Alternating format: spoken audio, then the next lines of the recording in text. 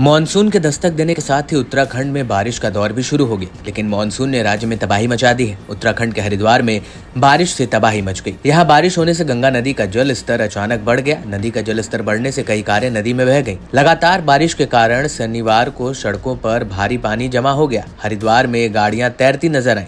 गंगा नदी में गाड़ियों को बहता देख मौके पर लोगों की भारी भीड़ जुट गई। गनीमत ये रही कि गंगा नदी में गाड़ियों के बहने से कोई जान माल का नुकसान नहीं हुआ है। बता दें कि मौसम विभाग ने उत्तराखंड में भारी बारिश को देखते हुए अलर्ट जारी किया है। इस दौरान 4 धाम यात्रा के मद्देनजर प्रशासन को सावधानी बरतने की सलाह दी गई है। मौसम विभाग की ओर से जारी पूर्वानुमान के मुताबिक रुद्रप्रयाग, टिहरी, देहरादून, पिथौरागढ़, बागेश्वर, चंपावत, नैनीताल में बारिश को लेकर ऑरेंज अलर्ट जारी किया गया है। वहीं 30-40 किलोमीटर प्रति घंटे की रफ्तार से हवाएं चलने की भी संभावना है। वहीं हरिद्वार, यूएस नगर, अल्मोड़ा, चमोली, उत्तरकाशी में बारिश को लेकर येलो अलर्ट जारी किया गया है।